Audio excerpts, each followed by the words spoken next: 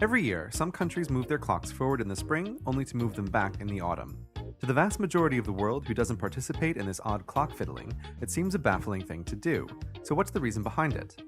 The original idea, proposed by George Hudson, was to give people more sunlight in the summer. Of course, it's important to note that changing a clock doesn't actually make more sunlight. That's not how physics works. But by moving the clocks forward an hour, compared to all other human activity, the sun will seem to both rise and set later. The time when the clocks are moved forward is called daylight saving time, and the rest of the year is called standard time. This switch effectively gives people more time to enjoy the sunshine and nice summer weather after work. Hudson, in particular, wanted more sunlight so he could spend more time adding to his insect collection. When winter is coming, the clocks move back, presumably because people don't want to go outside anymore. But winter doesn't have this effect on everyone. If you live in a tropical place like Hawaii, you really don't have to worry about seasons because they pretty much don't happen. Every day, all year, is sunny and beautiful, so Christmas is just as good of a day to hit the beach as any other. And so, Hawaii is one of 2 states in the Union that ignore daylight saving time. But the further you travel from the equator in either direction, the more the seasons assert themselves and you get colder and darker winters, making summertime much more valuable to the locals. So it's no surprise that the further a country is from the equator, the more likely it uses daylight saving time. Hudson proposed his idea in Wellington in 1895, but it wasn't well received, and it took until 1916 for Germany to be the first country to put it into practice.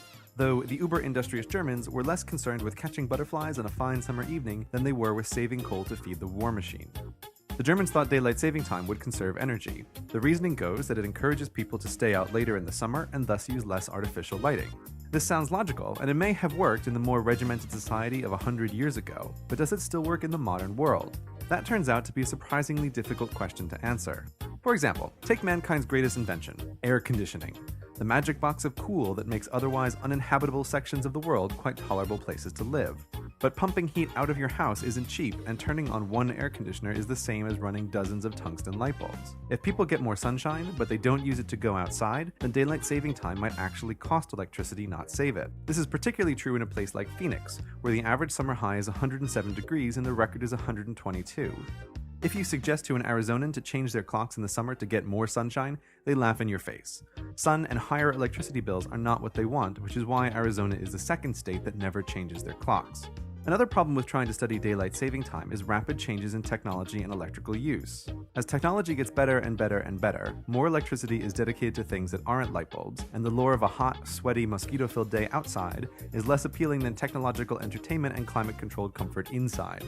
Also, the horrifically energy-inefficient tungsten light bulbs that have remained unchanged for a century are giving way to CFLs and LEDs, greatly reducing the amount of energy required to light a room. So, even assuming that daylight saving time is effective, it's probably less effective with every passing year. The bottom line is while some studies say daylight saving time costs more electricity and others say it saves electricity, the one thing they agree on is the effect size. Not 20% or 10%, but 1% or less, which, in the United States, works out to be about $4 per household. $4 saved or spent on electricity over an entire year is not really a huge deal either way. So the question now becomes, is the hassle of switching clocks twice a year worth it? The most obvious trouble comes from sleep deprivation, an already too common affliction in the Western world that daylight saving time makes measurably worse. With time tracking software, we can actually see that people are less productive the week after the clock changes. This comes with huge associated costs. To make things worse, most countries take away that hour of sleep on a Monday morning. Sleep deprivation can lead to heart attacks and suicides, and the daylight saving time Monday has a higher than normal spike in both. Other troubles come from scheduling meetings across time zones. Let's say you're trying to plan a 3-way conference between New York, London, and Sydney. Not an easy thing to do under the best of circumstances, but made extra difficult when they don't agree on when daylight saving time should start and end. In the spring, Sydney is 11 hours ahead of London and New York is 5 hours behind.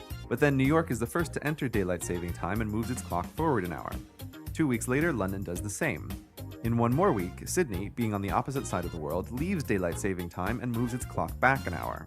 So in the space of 3 weeks, New York is 5 hours behind London, then 4 hours, then 5 again, and Sydney is either 11, 10, or 9 hours from London, and 16, 15, or 14 hours from New York. And this whole crazy thing happens again in reverse 6 months later. Back in the Dark Ages, this might not have mattered so much, but in the modern interconnected world, planning international meetings happens thousands and thousands of times daily. Shifting and inconsistent time zones isn't doing netizens any favors. And countries aren't even consistent about daylight saving time within their own borders. Brazil has daylight saving time, but only if you live in the south.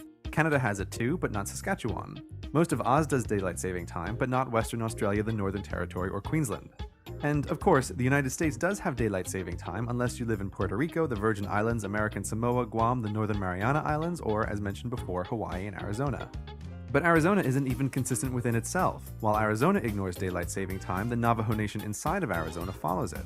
Inside of the Navajo Nation is the Hopi Reservation, which, like Arizona, ignores daylight saving time. Going deeper, inside of the Hopi Reservation is another part of the Navajo Nation, which does follow daylight saving time. And finally, there's also a part of the Hopi Reservation elsewhere in the Navajo Nation, which doesn't.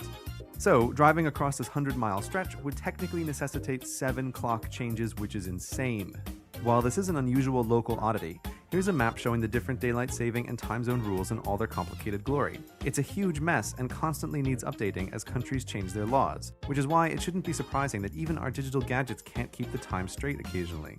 So to review, daylight saving time gives more sunlight in the summer after work, which, depending on where you live, might be an advantage or not, and it may or may not save electricity. But one thing is sure, it's guaranteed to make something that should be simple, keeping track of time, quite complicated. Which is why, when it comes time to change clocks, there's always a debate about whether or not we should.